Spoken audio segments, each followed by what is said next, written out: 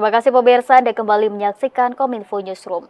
Pemirsa, stabilisasi pangan oleh pemerintah secara moral merupakan keharusan dan menjadi kewajiban secara konstitusional.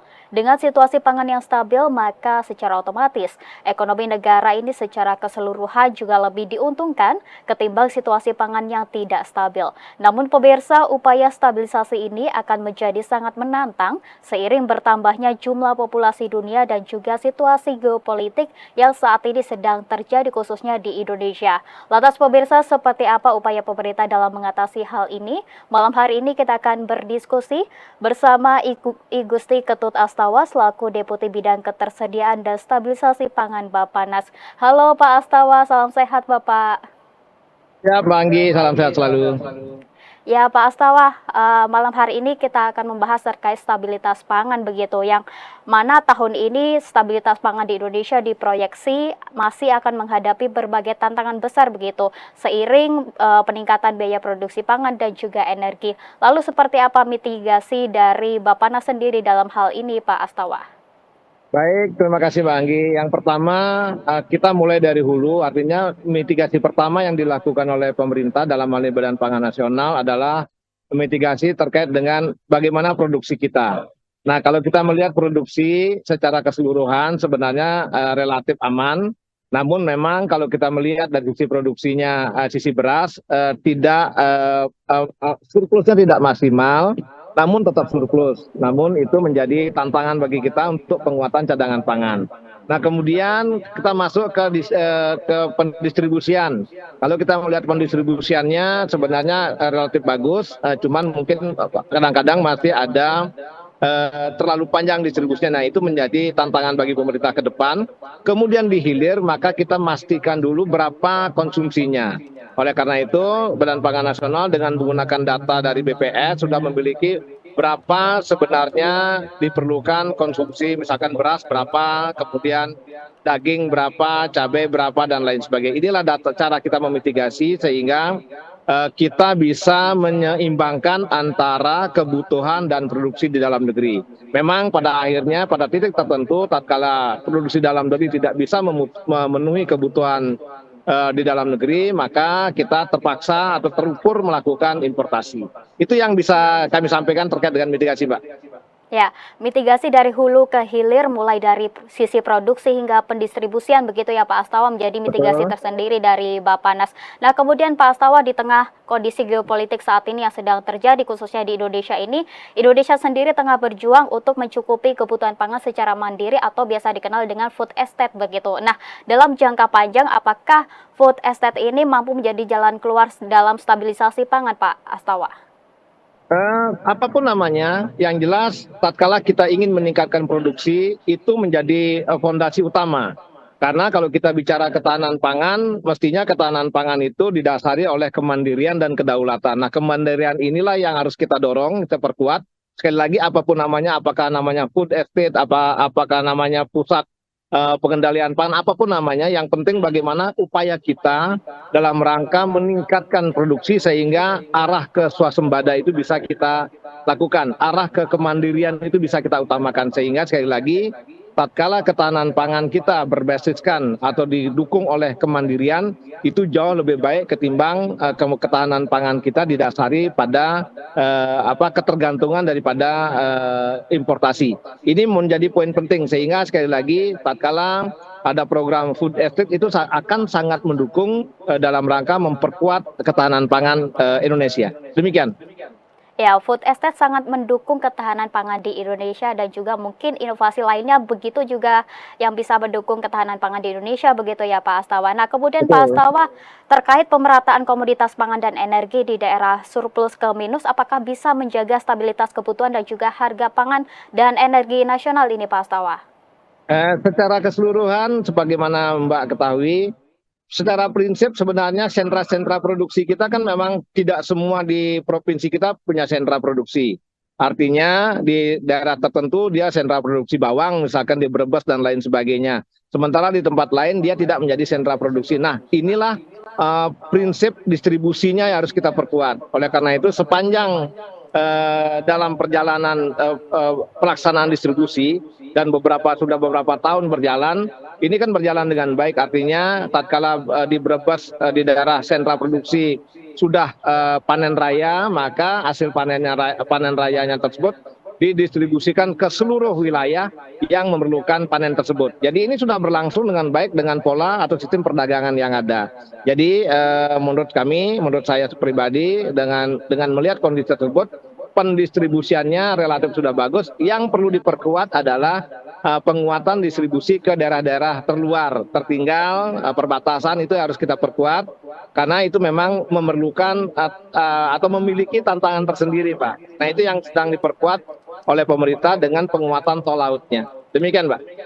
Ya, kemudian Pak Astawa, sektor pertanian ini seperti kita ketahui bahwa menjadi salah satu sektor yang semakin kuat atau yang menjadi penguatan tersendiri dari sistem ketahanan pangan nasional ini. Nah, kemudian dalam menjaga rantai pasok pangan ini agar harganya stabil dan juga masih terjangkau, apa strategi yang dilakukan oleh Bappenas tersendiri, khususnya dari sisi pembiayaan, Pak Astawa? Yang pertama mungkin di luar pembiayaan, pemerintah harus memastikan rantai pasoknya itu relatif baik, artinya wajar. Yang kedua, di dalam sistem rantai pasok itu tidak terjadi penimbunan. Itu poin pentingnya. Nah, yang kedua, itu yang selanjutnya, bagaimana penguatan pembiayaan ini pemerintah dalam hal ini dengan adanya penguatan cadangan pangan, maka pemerintah sudah menggelontorkan anggaran untuk teman-teman BUMN untuk penguatan cadangan pangan, itu salah satunya. Yang kedua juga sebenarnya banyak anggaran-anggaran yang bisa dimanfaatkan oleh para sedulur petani kita, kemudian dari peternak kita, kemudian sampai akan mendistribusikan sampai ke titik konsumennya. Nah, di Badan Pangan Nasional juga kalau bicara distribusi, maka kami juga mengalokasikan anggaran fasilitasi distribusi tatkala di sentra produksinya harganya rendah, kemudian di tempat lain harganya tinggi. Ini kita lakukan distribusi dan kita subsidi dengan harga yang wajar sehingga ini bisa kita lakukan dengan baik. Itu yang dilakukan oleh Badan Pangan Nasional maupun pemerintah.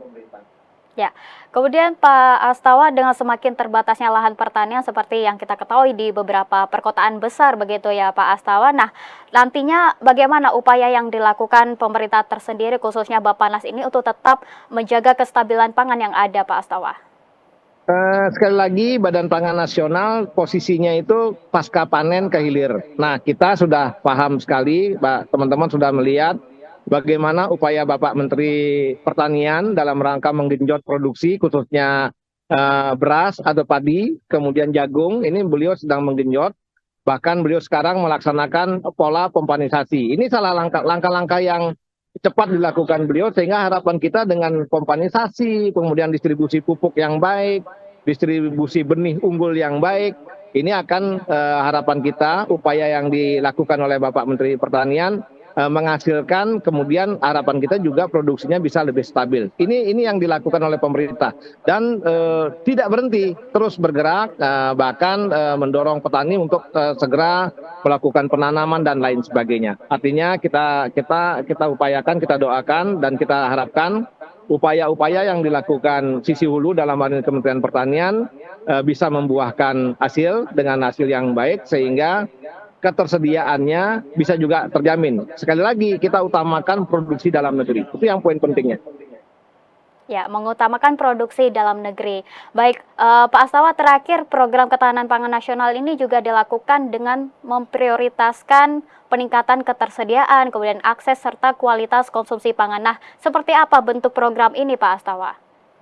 Kalau program ketersediaan begini, dari sisi ketersediaan maka dengan adanya Perpres 125 tentang cadangan pangan pemerintah, maka pemerintah baik pusat maupun daerah harus memiliki cadangan pangan sehingga menjamin ketersediaan di wilayah masing-masing dalam rangka tatkala terjadi misalkan gejolak harga, kemudian bencana alam dan lain sebagainya itu menjadi wilayah intervensi daripada pemerintah. Itu kalau kita dari sisi ketersediaan. Di sisi lain dalam rangka menjamin ketersediaan juga apa yang dilakukan oleh teman-teman kementerian tadi menjaga kekuatan tadi produksinya diperkuat sehingga ketersediaan untuk kebutuhan masyarakat pun bisa dipenuhi di masyarakat. Itu yang dari sisi ininya. Kemudian ada program-program lain yang dilakukan oleh pemerintah dalam hal ini Badan Pangan Nasional. Yang pertama salah satunya adalah Gerakan Pangan Murah. tatkala gejolak harga terlalu tinggi, maka pemerintah pusat maupun pemerintah daerah kami masifkan gerakan pangan murah, di mana sampai saat ini sudah dilakukan hampir 55.000 titik. Artinya sepanjang sampai bulan Juli ini sudah 5.000 titik pelaksanaan gerakan pangan murah. Kemudian yang kedua juga melaksanakan bantuan pangan. Beras 10 kg bagi 22 keluarga penerima manfaat. Kemudian juga bantuan stunting bagi 1,4 juta KRS keluarga risiko stunting. Juga dilakukan tadi pelaksanaan fasilitasi distribusi sehingga pada saat produsen atau produksi berlimpah kemudian kita distribusikan ke tempat lain yang membutuhkan, ini juga kita lakukan program-program pemerintah dalam rangka penguatan food. Dan yang paling penting juga Mbak, jangan lupa kalau kita berbicara ketahanan pangan, maka paling tinggi itu adalah keamanan pangan. Maka pemerintah beserta pemerintah daerah secara rutin melakukan pengawasan terkait dengan keamanan pangan.